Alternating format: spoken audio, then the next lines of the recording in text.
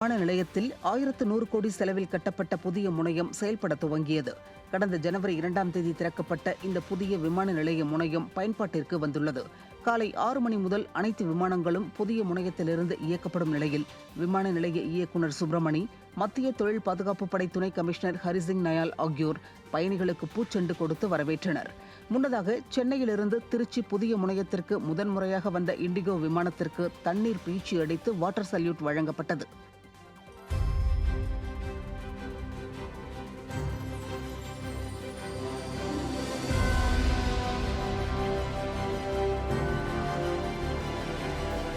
திருப்பத்தூர் மாவட்டம் வாணியம்பாடி சார் பதிவாளர் அலுவலகத்தில் விடிய லஞ்ச ஒழிப்புத்துறை அதிகாரிகள் நடத்திய சோதனையில் கணக்கில் வராத சுமார் 60,000 ரூபாய் பறிமுதல் செய்யப்பட்டது. வாணியம்பாடி சார் பதிவாளர் அலுவலகத்தில் உள்ள ஆவணங்களை ஆய்வு செய்த லஞ்ச ஒழிப்புத்துறையினர் கணக்கில் வராத 60,540 ரூபாய் ரொக்கத்தை பறிமுதல் செய்தனர். இரவு 8 மணிக்கு தொடங்கிய லஞ்ச ஒழிப்புத்துறை சோதனை சுமார் 6 மணி நேரம் நீடித்தது. கடந்த சில மாதங்களுக்கு முன்பு இதே சார் பதிவாளர் அலுவலகத்தில் போலி ஆவணம் மூலம் பத்திரப்பதிவு செய்ததாக எழுந்த புகாரை அடுத்து லஞ்ச ஒழிப்புத்துறை அதிகாரிகள் சோதனை மேற்கொண்டது குறிப்பிடத்தக்கது. சென்னை ஆலந்தூர் அருகே மழையால் சாலைகள் சேரும் சகதியுமாக மாறியதால் கடும் போக்குவரத்து நெரிசல் ஏற்பட்டது. ஆலந்தூர் அருகே சென்னை நந்தம்பாக்கம் வர்த்தக மையம் பகுதியில் உள்ள சாலைகள் குண்டும் குழியுமாக காட்சியளிப்பதாக அப்பகுதி மக்கள் குற்றம் சாட்டியுள்ளனர். இந்த நிலையில் அப்பகுதியில் பெய்த மழையால் அந்த சாலை சேரும் சகதியுமாக மாறியதால் போக்குவரத்து நெரிசல் ஏற்பட்டது. இதனால் வாகன ஓட்டிகள் கடும் அவதியடைந்தனர். மேலும் வாகனங்கள் சுமார் 2 கிலோமீட்டர் தூரத்திற்கு ஊர்ந்து செல்லும் நிலை ஏற்பட்டது. எனவே விடிய அரசு இந்த சாலையை சீரமைக்க வேண்டுமென அப்பகுதி மக்கள் வலியுறுத்தியுள்ளனர்.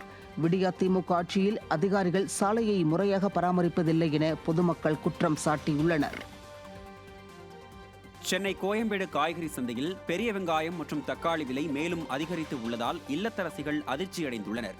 வரத்து குறைவு காரணமாக 1 கிலோ பெரிய வெங்காயம் 50 ரூபாய்க்கு விற்பனை செய்யப்படும் நிலையில் வரும் நாட்களில் அதன் விலை தொடர்ந்து அதிகரிக்கக்கூடும் என வியாபாரிகள் தெரிவித்தனர். மேலும் சில்லறை விற்பனையில் 1 கிலோ வெங்காயம் 60 முதல் 70 ரூபாய் வரையும் விற்பனையாகலாம் என கோயம்பேடு வியாபாரிகள் தெரிவித்து உள்ளதால் இல்லத்தரசிகள் கலக்கமடைந்துள்ளனர். அதேபோல் 60 ரூபாய்க்கு விற்பனை செய்யப்படும் தக்காளி சில்லறை விற்பனையில் 1 கிலோ 75 ரூபாய் வரை விற்பனை செய்யப்படலாம் எனவும் வியாபாரிகள் தெரிவித்தனர். மேலும் இஞ்சி மற்றும் பூண்டின் விலையும் தொடர்ந்து அதிகரித்து வரும் நிலையில் 1 கிலோ இஞ்சி 150 ரூபாய்க்கும் பூண்டு 330 ரூபாய்க்கும் விற்பனை செய்யப்படுகிறது. சென்னை கொருக்குப்பேட்டையில் முன்பகை காரணமாக ரவுடி ஓட விரட்டி வெட்டி படுகொலை செய்யப்பட்ட சம்பவம் பரபரப்பை ஏற்படுத்தியுள்ளது. கொருக்குப்பேட்டை பகுதியைச் சேர்ந்த தினேஷ் என்ற ஸ்வீட் தினேஷ் என்பவருக்கும் அதே பகுதியைச் சேர்ந்த பிஸ்கட் சந்தோஷ் என்பவருக்கும் இடையே கஞ்சா வாங்குவதில் முன்விரோதம் இருந்து வந்துள்ளதாக கூறப்படுகிறது. இந்நிலையில் கொருக்குப்பேட்டை ஏகாம்பரம் தெருவில் உள்ள பாரில் ஸ்வீட் தினேஷ் மது அருந்திய போது அங்கு பதுங்கி இருந்த பிஸ்கட் சந்தோஷும் அவரது கூட்டாளிகளும் தாங்கள் மறைத்து வைத்திருந்த கத்தியால் ஸ்வீட் தினேஷை ஓட விரட்டி சரமாரியாக வெட்டியுள்ளனர். இதையடுத்து உயிருக்கு ஆபத்தான நிலையில் மருத்துவமனையில் அனுமதிக்கப்பட்ட ஸ்வீட் தினேஷ் உயிரிழந்த நிலையில் தப்பி ஓடியவர்களை போலீசார் தேடி வருகின்றனர். விடியா திமுக ஆட்சியில் சட்டம் ஒழுங்கு சந்தி சிரிப்பதாக பொதுமக்கள் குற்றம் சாட்டியுள்ளனர். ராயப்பேட்டை அரசு மருத்துவமனையில் போதை ஆசாமிகள் ரகளையில் ஈடுபட்டு மருத்துவ உபகரணங்களை அடித்து நொறுக்கிய காட்சிகள் வெளியாகி அதிர்ச்சியை ஏற்படுத்தியுள்ளது. சென்னையில் பல்வேறு குற்ற வழக்குகளில் தொடர்புடைய சைக்கோ சரண், போண்டா ராஜேஷ், தினேஷ் ஆகிய 3 பேரை போலீசார் கைது செய்து உடற்தகுதி சான்று பெறுவதற்காக ராயப்பேட்டை அரசு மருத்துவமனைக்கு அழைத்து வந்தனர். இந்த நிலையில் அங்கு வந்த குற்றவாளிகளின் கூட்டாளிகள் மருத்துவமனைக்குள் புகுந்து போலீசார் முன்னிலையிலேயே ரகளையில் ஈடுபட்டனர். மேலும் மருத்துவ உபகரணங்களை அடித்து நொறுக்கி அட்டூழியத்தில் ஈடுபட்டனர். இது குறித்த வீடியோ காட்சிகள் தற்போது வெளியாகி அதிர்ச்சியை ஏற்படுத்தியுள்ளது. விடியா திமுக ஆட்சியில் ஏவல் துறை செயலிழந்துள்ளதால் குற்ற சம்பவங்கள் அதிகரித்துள்ளதாக பொதுமக்கள் குற்றம் சாட்டியுள்ளனர்.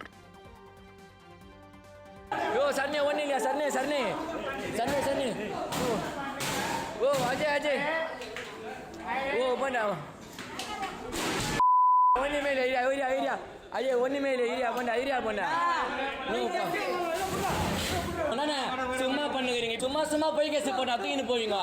ஒரே ஒரு கொலை தான் பண்ண, அதுக்கு இவ்வளவு பண்ணுகிறீங்க. விருதுநகர் மாவட்டம் திருச்சுழி அருகே சாலையில் பாஜக கொடி கட்டிய ஜீப் மோதி 3 பேர் உயிரிழந்த சம்பவத்தில் ஓட்டுநர் கைது செய்யப்பட்டுள்ளார். சாயல்குடியிலிருந்து மதுரை நோக்கி கண்ணன் என்பவர் ஓட்டிச் சென்ற பாஜக கொடி கட்டிய ஜீப் தறிக்கெட்டு ஓடி டீக்கடையில் நின்று கொண்டிருந்தவர்கள் மீது மோதியது. இந்த விபத்தில் 3 பேர் உயிரிழந்த நிலையில் விபத்தை ஏற்படுத்திய ஜீப் ஓட்டுநர் கண்ணன் கைது செய்யப்பட்டுள்ளார். திருப்பத்தூர் மாவட்டம் நாற்றம்பள்ளி அருகே 2 கார்கள் நேருக்கு நேர் மோதி விபத்திற்குள்ளானதில் 11 பேர் படுகாயமடைந்தனர். ஹோசூர் பகுதியைச் சேர்ந்த சுரேஷ் என்பவர் தனது நண்பர்களுடன் ஹோசூர் நோக்கி காரில் சென்று கொண்டிருந்தார். அப்போது கேத்தாண்டப்பட்டி அருகே உள்ள சென்னை பெங்களூர் தேசிய நெடுஞ்சாலையில் எதிரே வந்த கார் கட்டுப்பாட்டை இழந்து சுரேஷின் கார் மீது மோதி விபத்திற்குள்ளானது. இதில் 11 பேர் படுகாயமடைந்தனர்.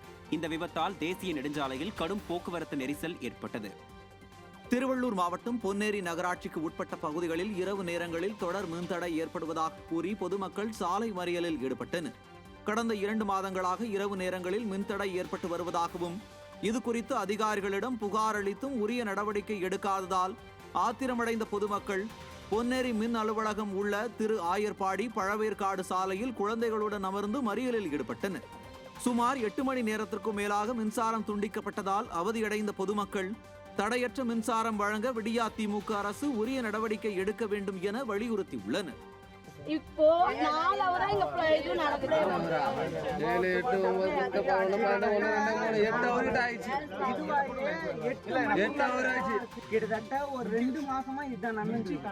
2-3 மாசமா இதுதான் நடக்குது. சார் 2 டிரான்ஸ்ஃபார்மர் தூங்க முடியல. குழந்தைங்க எதுவுமே பண்ண முடியல. நாமக்கல் மாவட்டம் பரமத்தி வேலூர் அருகே ஆம்னி வேன் மீது கார் மோதிய விபத்தில் 2 சிறுவர்கள் பலியானார்கள். கபிலர்மலை அடுத்த பெரியமருதூர் ஐயம்பாளையத்தை சேர்ந்த லோகேஷ் என்பவரும் சுதர்சன் என்பவரும் பரமத்தி சாலையில் ஆம்னி பேருந்தை ஓட்டி பழகிக் கொண்டிருந்தனர். அப்போது ஈரோடு நோக்கி சென்று கொண்டிருந்த டொயோட்டோ கார் ஆம்னி கார் மீது மோதியதால் லோகேஷும் சுதர்சனும் சம்பவ இடத்திலேயே உயிரிழந்தனர். இதுகுறித்து தகவலறிந்த ஜேடர்பாளையம் போலீசார் சம்பவ இடத்திற்கு விரைந்து வந்து இருவரது உடல்களையும் மீட்டு பிரேத பரிசோதனைக்காக பரமத்தி வேலூர் அரசு மருத்துவமனைக்கு அனுப்பி வைத்தனர். இதுகுறித்து டொயோட்டோ ஃபார்ச்சூன் காரை ஓட்டி வந்த விக்னேஷ் என்பவரிடம் போலீசார் விசாரணை நடத்தினர். ராணிப்பேட்டை மாவட்டம் அரக்கோணம் சார்பதிவாளர் அலுவலகத்தில் லஞ்ச ஒழிப்புத்துறை அதிகாரிகள் நடத்திய சோதனையில் சுமார் 1 லட்சம் ரூபாய் பறிமுதல் செய்யப்பட்டது. அரக்கோணம் பத்திரப்பதிவு சார்பதிவாளர் அலுவலகத்தில் நிலம், வீடு, வீட்டுமனை பட்டா வாங்குபவர்கள் மற்றும் வில்லங்கச் சான்று, பத்திர நகல் உள்ளிட்ட பல்வேறு பணிகளுக்காக வரும் மக்களிடம் லஞ்சம் பெறுவதாக குற்றச்சாட்டு எழுந்தது. இதையடுத்து சார்பதிவாளர் அலுவலகத்தில் சோதனை மேற்கொண்ட லஞ்ச ஒழிப்புத்துறை அதிகாரிகள் கணக்கில் வராத 1,19,830 ரூபாய் ரொக்கத்தை பறிமுதல் செய்தனர். இதைத் தொடர்ந்து சார்பதிவாளரின் காரில் சோதனை செய்த லஞ்ச ஒழிப்புத்துறை அதிகாரிகள் அதிலிருந்த கோப்புகளை கைப்பற்றி விசாரணை நடத்தி வருகின்றனர்.